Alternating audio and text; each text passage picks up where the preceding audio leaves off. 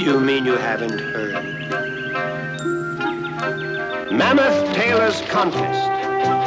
Clockalocka the Proud, ruler of all Bibbintucker, offers 1 million Grinklins.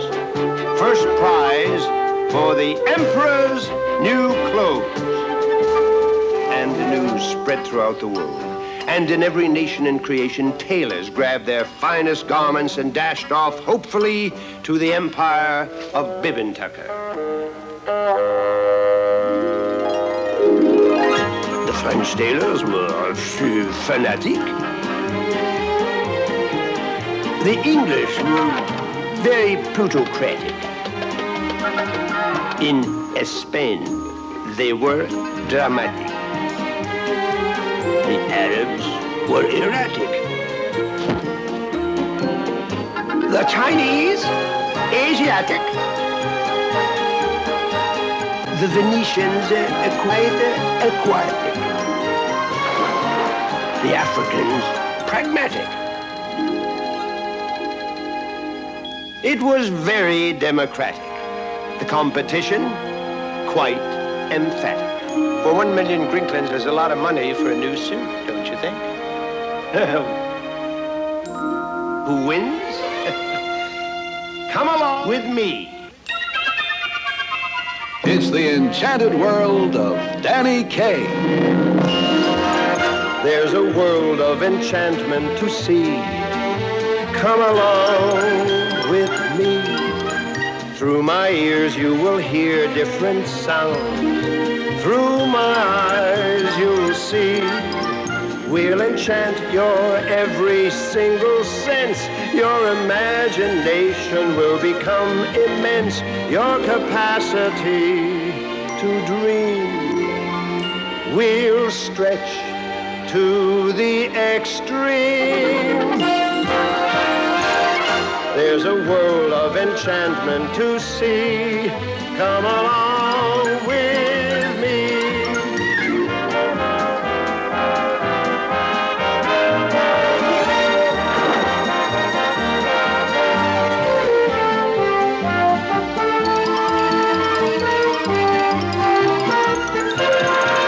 There's a world of enchantment to see. Come along with me.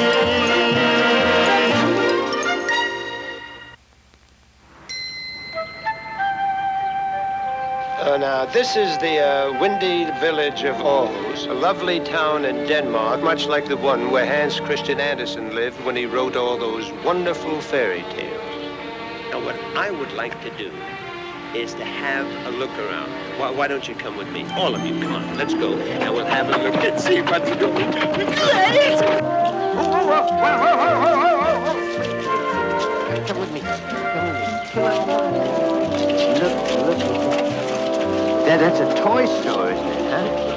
I'll bet young Hans rested his nose up against the window of a toy store just like this and may have gotten an idea for one of his fairy tales. Well, can you guess which one?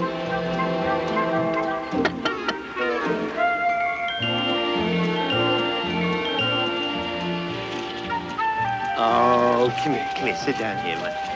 Come on. Now, do you know what that is? It's a tin soldier. Yeah, but it's a little different than just an ordinary tin soldier. But why? He has one leg. He has one leg. Do you see that little building over there? Uh-huh. Well, let's go over there. I think we'll see something. Mr. Jensen? Maybe. Yeah, I've come for the cloth. Yes. Thank you very much. Look at that. Look at the texture of that cloth.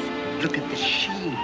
See the way it drapes and folds, huh? Have you ever seen such cloth? It's magical. Why, it's fit for an emperor. This cloth is the most important part of our story. The Emperor's new clothes? Yes, the Emperor's new clothes. That's Hans Christian Andersen's famous tale about an emperor and a robe. You see, there once was an emperor, and This weighs a ton. You know something? Actually, I'd like to play the part of the other fellow.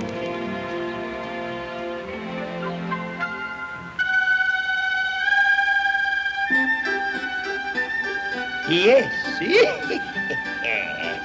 I shall be Marmaduke.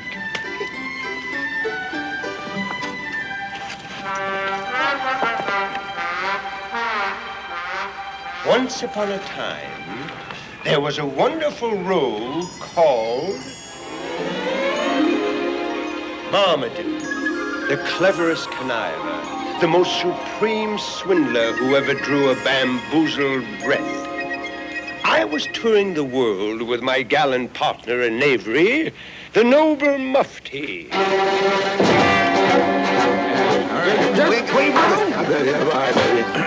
We were forced to make a hasty departure from the kingdom of Conga.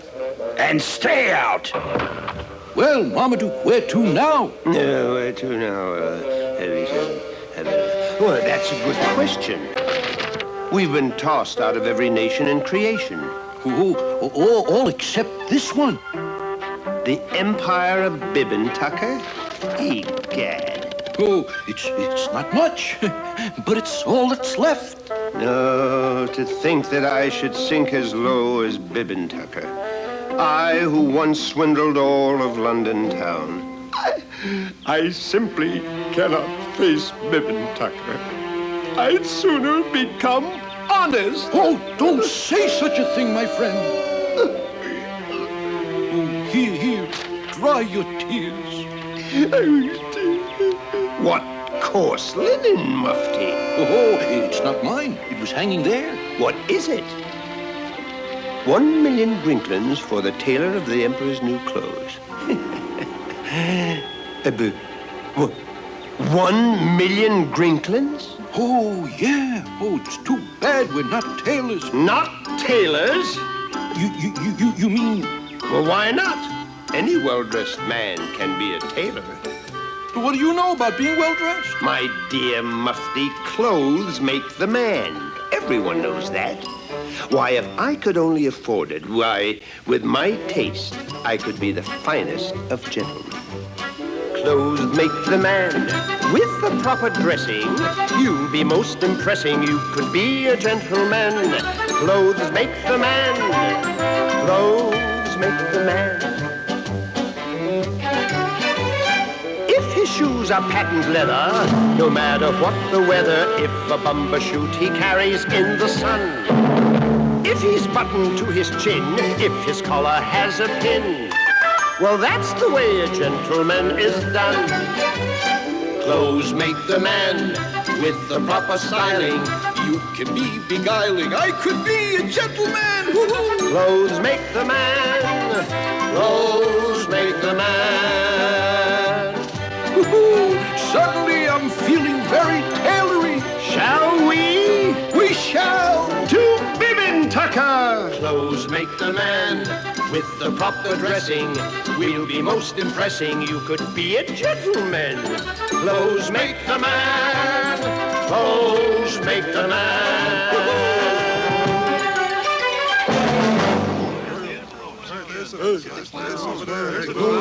So this is Bibbin Tucker.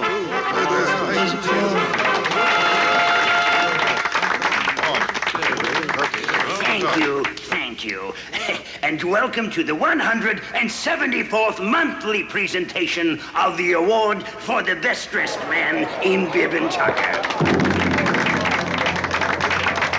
The contenders are Emperor Clockenlocker for his magnificent mauve morning coat, Emperor Clockenlocker for his spectacularly silken summer suit, Emperor Clockenlocker for his witty and wonderful winter togs of wool. May I have the sealed scroll, please? I can't believe it. What a surprise. The winner is Emperor Clockenlocker.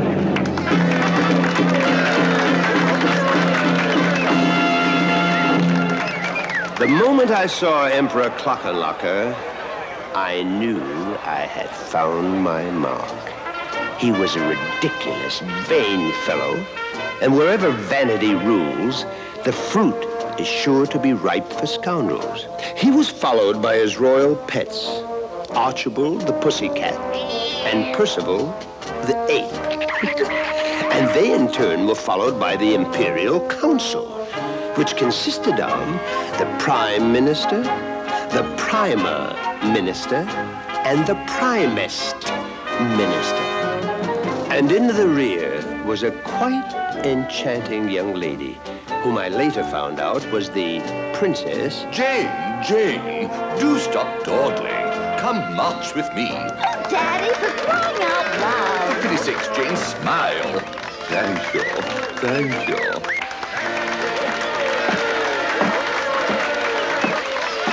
Oh, thank you. What can I say at a moment like this? I'd like to thank my designer and my tailors and all the little seamstresses without whom this wonderful moment could never have happened. Thank you. And I'd also like to thank all the little silkworms who worked so hard to make the thread. And the Oh, dear. This is going to go on all day. Your Highness. Oh, a handsome stranger. And me with my shoes off. Allow me. Are you flirting with me? He is. He is flirting with me. Well, we hit it off splendidly. Poor thing, she began to tell me the most incredible story. Till just 2 years ago, the Emperor had been a kind and good leader. But then his wife passed away, and he became despondent and lonely. And his faithful court jester, Jasper, was the only one who could amuse him. But Jasper had ambitions. He wanted to rule the empire, and he took advantage of the emperor's grief. He flattered him, cajoled him, got him interested in clothes. And soon all the emperor could think of was his ridiculous and all too expensive wardrobe. He neglected matters of state. Out for a fitting. Which Jasper, with his permission, was only too happy to take over. No. He assigned this. He encouraged the emperor to spend vast sums on clothes. Money to pay the tailors, he said. But the tailors all worked for Jasper, and he paid them slaves' wages. And the rest he kept for himself. And now, all that is left is the 1,000,000 Grinklins, which will be used as a prize for the tailor who makes the best suit. He'll work out some way to get that. And then he'll have all the money. He'll rule the empire. Not with me here. Jasper has yet to meet the likes of Marmaduke, the tailor. What's going on down there? Oh, Daddy, I finally got a beau. Isn't he cute? Eh? Cute? Great galloping gunny cloth. How dare you dress in such a fashion before an emperor who simply reeks with chic. You're right, Jasper. Arrest them and toss them into the Boulevard of Rogues. Daddy, no, not my beau. No, just, have you no sensibilities, my good man? I am a magnificent tailor. Well, you won't get a chance to do much tailoring in the Boulevard of Rogues.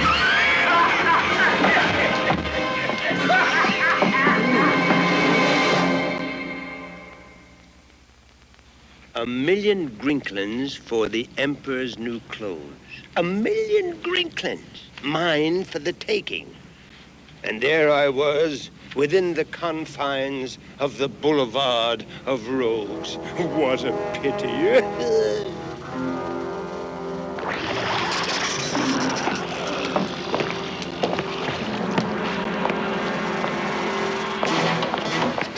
And stay here till you learn to dress fitting and proper. It It wasn't a bad place, actually. In fact, it was quite fantastic. An incredible ghetto of beggars, scoundrels, and the poor, where those who could not afford to dress as the emperor wanted were thrown in willy-nilly with as magical a collection of knaves, wenches, and varlets as ever my eyes had seen. So, Mufti, so, while I find more material. What have we here? It's a little. Yeah, it's a little boy. Well, who are you? Busky? Oh, child, we won't harm you.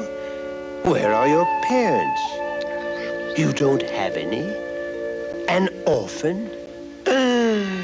A tiny orphan condemned to the boulevard of Rose. Outrageous! Oh, there, Busky. Child, you will no longer be an orphan. We hereby de-orphan you. You now have a family. Uncle Marmaduke. And Grandpa Mufti. Now, does that make you feel better? Pleasant as the Boulevard of Rogues was, the thought of 1,000,000 Grinklins was even pleasanter. And by the very next day, we had finished the suit for the Emperor. And the following midnight, we planned our escape. Come now, Mufti, be careful. Just here. Yeah, no. Here we are. Just be careful. Ooh.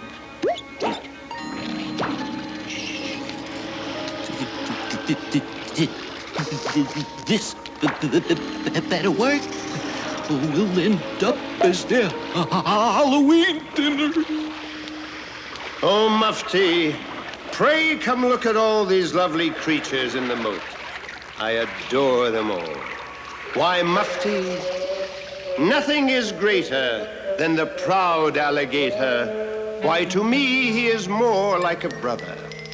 And that's why I smile at each crocodile, who in truth might be somebody's mother. And remember, Mufti, a puss that is octa could perhaps be a doctor, if the world only gave him the chance. And the toothy old shark might desire as a lark to learn how to sing and to dance. Yes, nothing is prettier or wiser or wittier or brings lovelier dreams when I'm sleepy than my comrades afloat in the splendid old moat. Lovely creatures, all crawly and creepy. Ah, yes. A little sentiment in the right places can sometimes make blood brothers out of mortal enemies. Onward to the palace, there to deliver the Emperor's new clothes! You two, passing yourselves off as tailors, eh? Tailors? But, sir, well, we're not just tailors, sir. No, we're not. We are tailors. Tailors? What do you mean? When a tailor needs some buttonholing, basting, hemming, collar rolling, never does he do the job himself. Or a tailor like a surgeon wouldn't ever do the work he couldn't, never would he do the job himself. When a tailor needs a tailor, it can't be just any tailor, it must be a tailor's tailor. If the tailor's to be tailored, it must be a tailor's tailor. If the tailor's to be tailored. When a minister is ministrating, much involved with head of stating, he needs an advisor to advise. Even clowns with all their dilly-daffing need someone to keep them laughing. Even bakers bake each other's pies. When a tailor needs a tailor, it can't be just any tailor. It must be a tailor's tailor. If the tailor's to be tailored, it must be a tailor's tailor. If the tailor's to be tailored. So it goes for doctors, lawyers, sellers, builders, bankers, ne'er-do-wellers. Everybody needs another's hand, for a necessary part of being has to do with you and me. Am I seeing that you understand? When a tailor needs a tailor, it can't be just any tailor. It must be a tailor's tailor. If the tailor's to be tailored, it must be a tailor's tailor. If the tailor's to be tailored. Tailored? Tailors? Tailoring? What they say makes sense. Huh? Oh, yes, of course. But, what have you brought me? Your Majesty, observe. The suit is ghastly, absolutely ghastly. Away with you. Wait. Your Majesty, perhaps they have something else to show you. Let me speak to them. I like your style, but if the Emperor paid $1 million for those rags, the people might revolt. No, this can't be just any suit. Have you something else in your bag? Something very special? Very why, yes. Of course. We do? We do! Then show it, and by doing so, prove yourself to me. Come, come. Show me my new suit of clothes. The suit. Yes, at once. Emperor, may I call you Emp? Emp, I can see you're not the type for a ready-made right off the rack, Emp. For you, what you need is a made-to-order. Eh? Obviously a tailor of taste and breeding. Oh, really? Oh, of course. But show me the material. I insist on seeing that. A sample. Mufti, he wants a sample. Oh, sample. He wants a sample. Very well, Emp. But first, I've got to let you in on a trade secret. Oh, I love secrets. Yes. This cloth. Yes? This cloth. Yes? It's enchanted cloth. Enchanted? Enchanted? Superb. Enchanted? Enchanted? Enchanted? Enchanted? Enchanted? It's enchanted, of course. Then I must have it. I must. One moment, Your Majesty. How is it enchanted? How is it enchanted? What are you looking at me for? It is enchanted because it's invisible. Invisible to anyone who is very stupid or unfit to hold office. What? Invisible to anyone who is very stupid? Or unfit to hold office. I must see it at once. At once. Show it to him, O worthy tailor. Go on, show it to him. Very well. You understand, of course, this is just a sample. I will have to weave the rest once I get the commission. Oh, yes, yes. Oh, do get on with it. Behold, enchanted cloth. Magnificent. Beautiful. What? What? O mighty Emperor, most fit to hold office in all the world. Is it not exquisite? Yes, it's quite, yes. Well, make me a suit of that enchanted, whatever it is. I'm sure I shall be able to see, that is, I'm sure that I shall just love the finished garment. Well, I'm not worried, because quite frankly, Imp, it's you. Yes. When a tailor needs a tailor, it can't be just any tailor. It must be a tailor's tailor. If the tailor's to be tailored, it must be a tailor's tailor. If the tailor's to be tailored.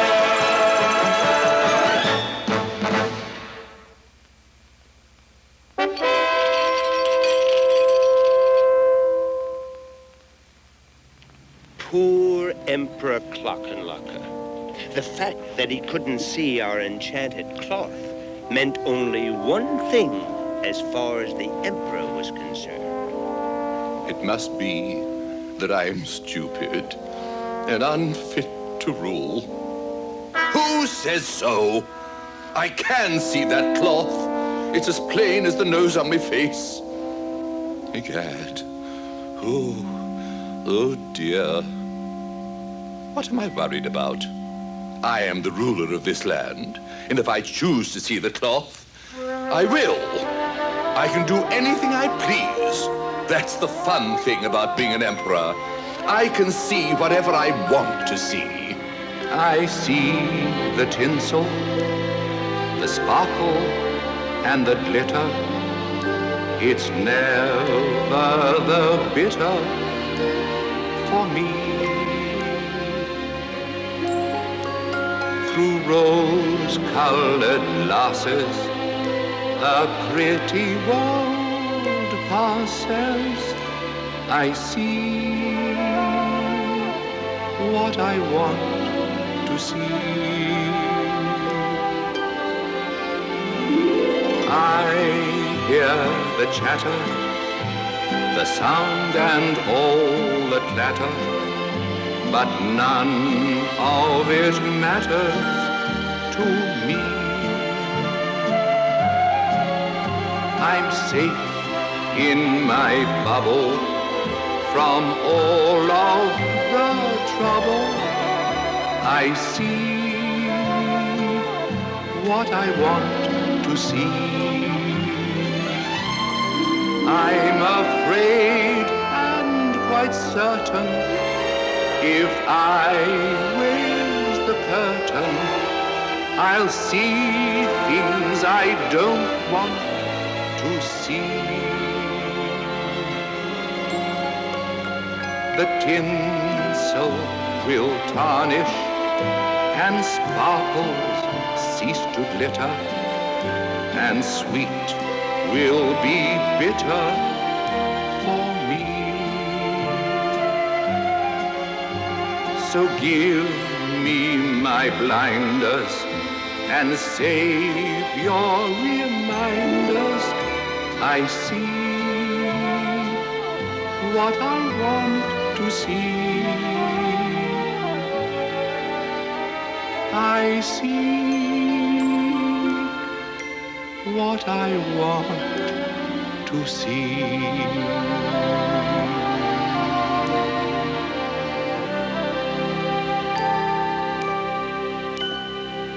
Jasper the Clown saw to it that we were set up in sumptuous quarters.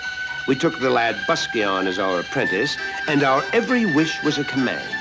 It was, all in all, a delightful way to make $1 million.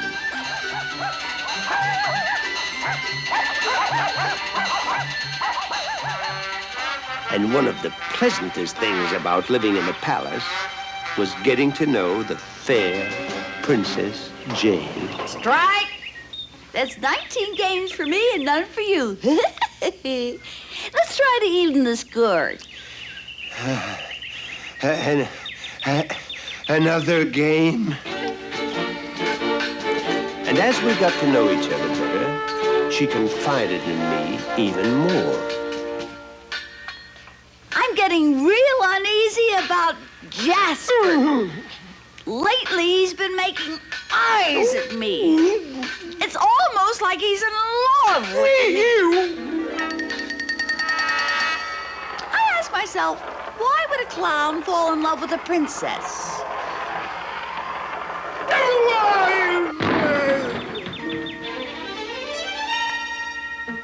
Stroke, stroke, stroke. And I figured out why. Even if he has all the money in the treasury, he can't really rule the land unless he marries into the royal family. That's me. Stroke, stroke. Have no fear. I won't let Jasper have you, my love. Oh, Marmaduke, I feel so safe. With a hero like you around.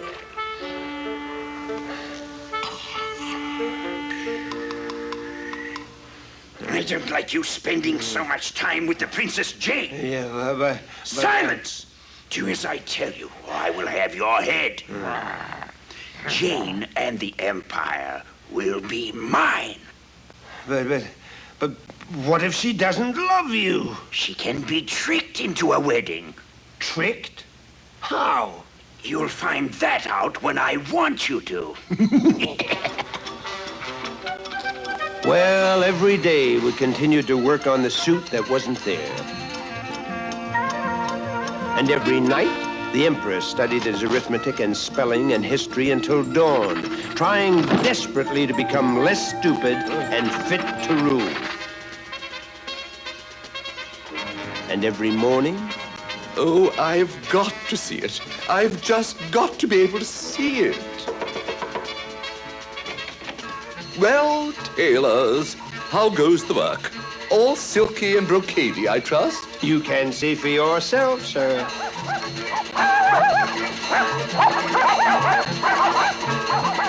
Great simpering Cyclops. I beg pardon, sir? Oh, it's lovely. It's quite.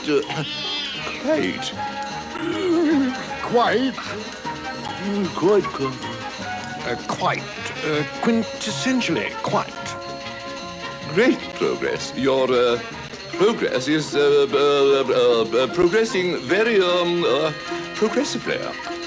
How long will you take to finish? Well, making such a suit is quite an involved operation. How involved?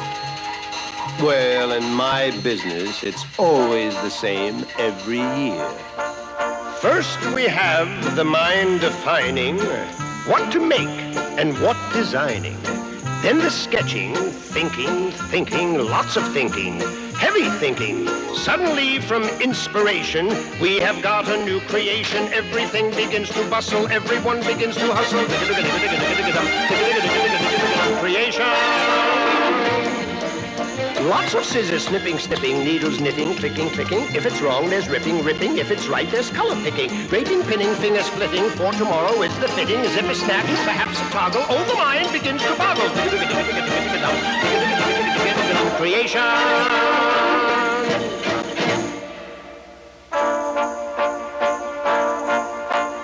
Finished every alteration. There it hangs on new creation. Now begins the finger biting. Will they find the look exciting? Will the papers all be saying, beautiful couturier? Soon the moment all is ready, even shattered nerves are steady. Creation!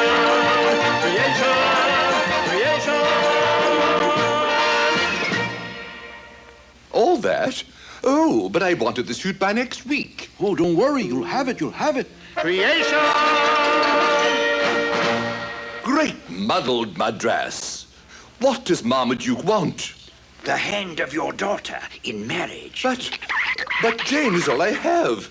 We belong together. I couldn't break up the set. Don't you want that enchanted suit? One would think you couldn't see it. Of course I can see it. And to see it is to want it. I must have it. Think of it this way. You're not losing a daughter. You're gaining a tailor. And then at last, it was time for the final fitting. Emperor Clockenlocker, your new suit. Well, what do you think? Oh, yes. Yes, indeed. Oh, of course, it's still only basted together. We may have to alter the sleeves. What do you think of the cuffs? Fine. Yes, just fine. Silly man, that's the collar. How does it feel? Oh, lovely. Yes, as light as thin air. Are the sleeves too long? I don't think so, no. Why, they hang down to your kneecap. Well, perhaps a little too long. Good gracious, I think I see a cross-stitch. No, that's a mosquito. Got it. After that session, the midnight oil was really burned.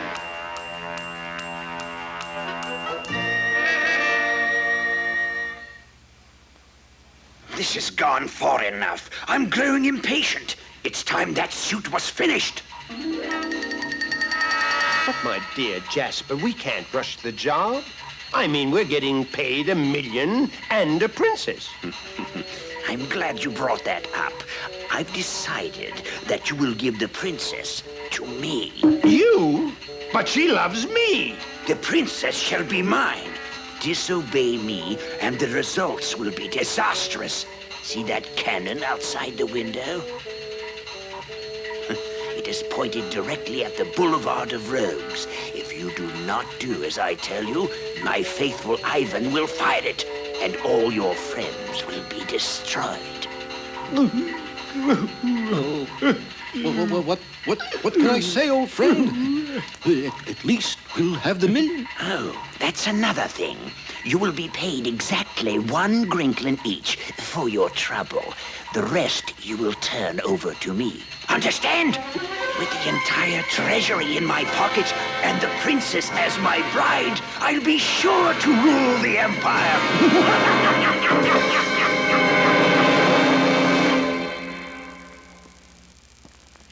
Well, you can bet your bobbins that we weren't going to let Jasper get away with 999,998 Grinklins and 1 princess. So, we made secret plans.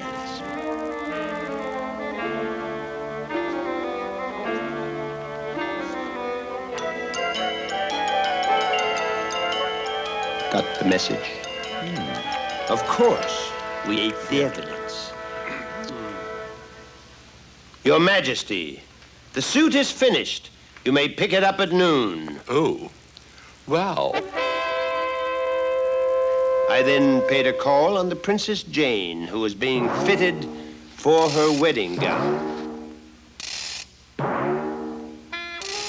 Oh, jeepers, Marmaduke. I can't wait until after we're married. But you really think you'll be able to carry it off? I mean, being a gentleman at court and all that? Why, whatever do you mean? Well, a prince consort has got to be a gentleman. My dear Princess Jane, with $1 million Grinklins and you, I could be anything. I could be a gentleman, why not? Why not? All you have to do is look the part. Look the part. Watch your P's and Q's and learn to play croquet. Croquet! Okay. All you have to learn is which is which. All you need is money to be rich.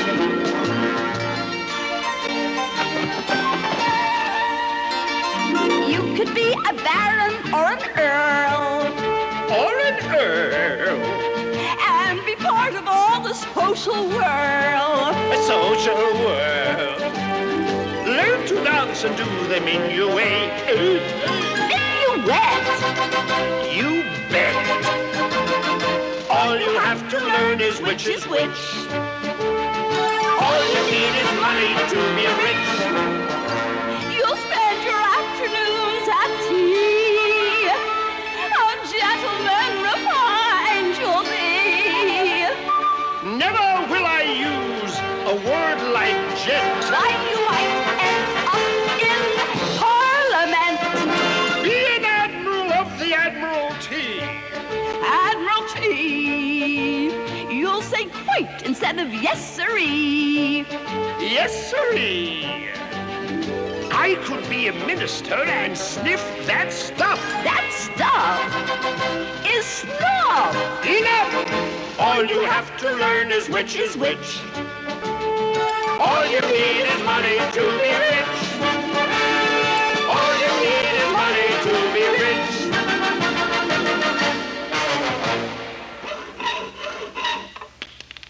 Jane gave me the Emperor's brass statues, and I had Mufti saw them into enough small pieces to fill a sack. Finally, at noontime, the Emperor called to pick up his completed suit. Your Majesty, the Emperor's new clothes. Well? Heavenly herringbone. I've never seen such a wonderful suit. The $1 million is yours.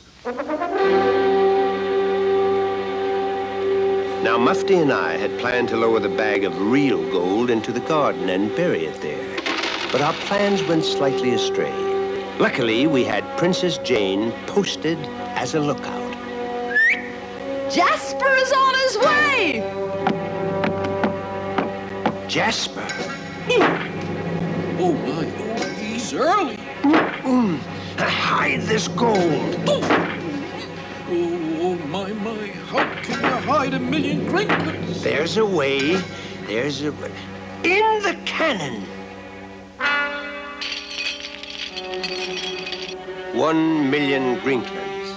I'll count it when I have the time. The Emperor is about to show his new suit. Take it away!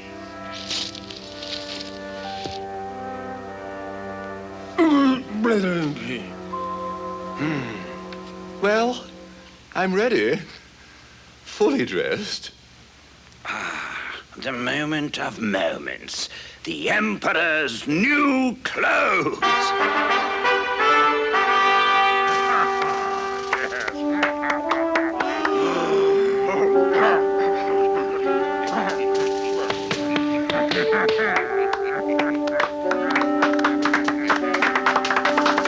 Now, nobody anywhere ever wants to be thought a fool or unfit for his office in life.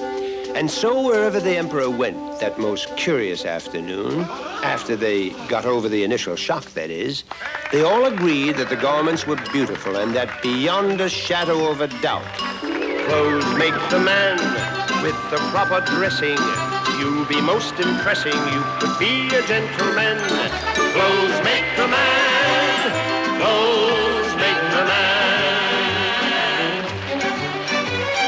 If his shoes are patent leather, no matter what the weather, if a bumper shoot he carries in the sun, if he's buttoned to his chin, if his collar has a pin, well, that's the way a gentleman is done. Clothes make the man with the proper styling. You can be beguiling, you can be a gentleman.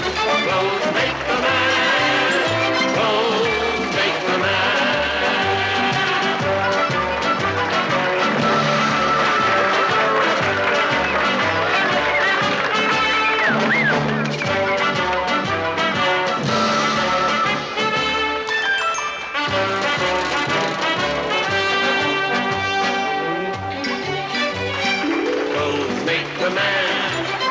Proper dressing, you'll be most impressing. You could be a gentleman. Clothes make the man.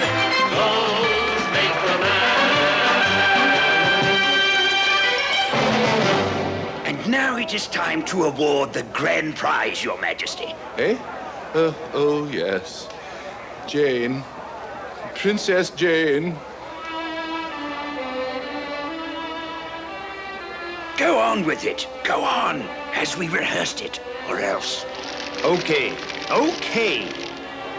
Your Imperial Emperor, I find I cannot accept the hand of the princess, as I have forgotten a rather minor detail waiting for me at home. My wife. Great tropical worsted. And so, I hereby transfer my prize to... I accept. But... It was obvious to one and all that Princess Jane was heartbroken. And beneath that veil, she was sobbing her eyes out. I now pronounce you clown and wife. Kiss the bride. What the? The apprentice! What are you doing here? Well, I don't see what you've got to laugh about. You've just married a clown. You're laughing at me? Why? What's funny about me? Nothing so fun. What? Eh? Speak up. You're naked. I don't follow. I'm what? You're naked. You don't have any clothes on. No clothes? Naked? Naked! Barely, nudely, nakedly. Naked! Great simpering seersucker. I've been duped. Oh, for pity's sake. Oh, my. Oh, I could realize.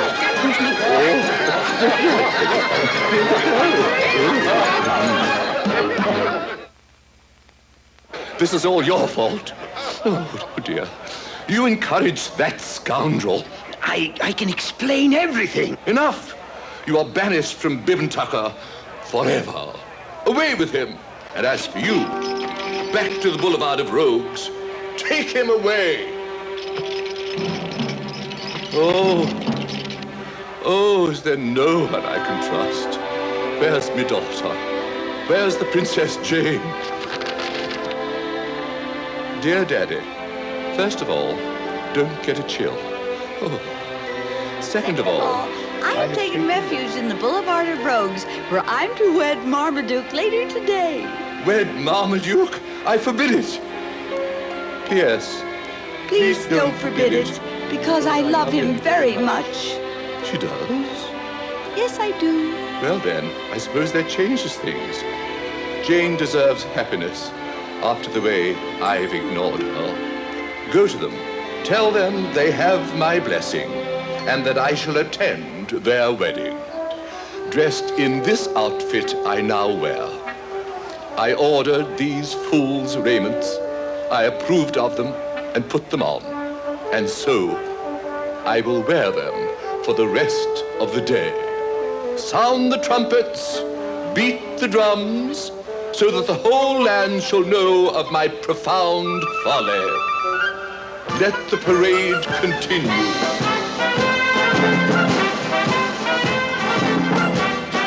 The emperor was true to his word, and all that day as the trumpets blared and the drums rolled, he marched before the entire population of Tucker. And without adding a stitch, he came to our wedding and gave his blessings. But you know, somehow, perhaps because he was finally being honest with himself, he was able to hold his head up proudly. And that silly emperor achieved a certain grace and dignity. And everyone said that the emperor's new clothes were the most magnificent he'd ever owned. He and everyone else certain to live happily ever after. That's what you think! Ivan! Ivan! Fire! Yes, oh master. Go, guys! We're gonna bring rain! Oh my, our million Ranklins! Oh, well, easy come, easy go.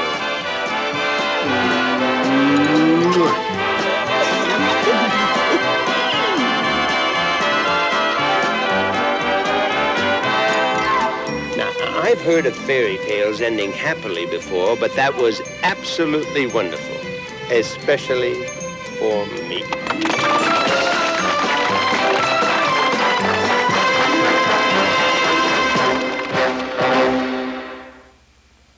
Well, it was absolutely wonderful playing Marmaduke, that cat of a con man.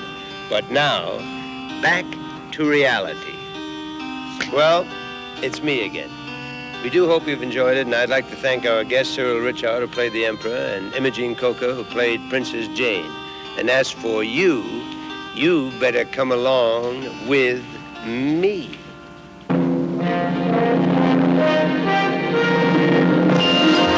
There's a world of enchantment to see. Come along with me. Through my ears you will hear different sounds. Through my eyes you'll see. We'll enchant your every single sense. Your imagination will become immense. Your capacity to dream we'll stretch to the extreme. There's a world of enchantment to see. Come along.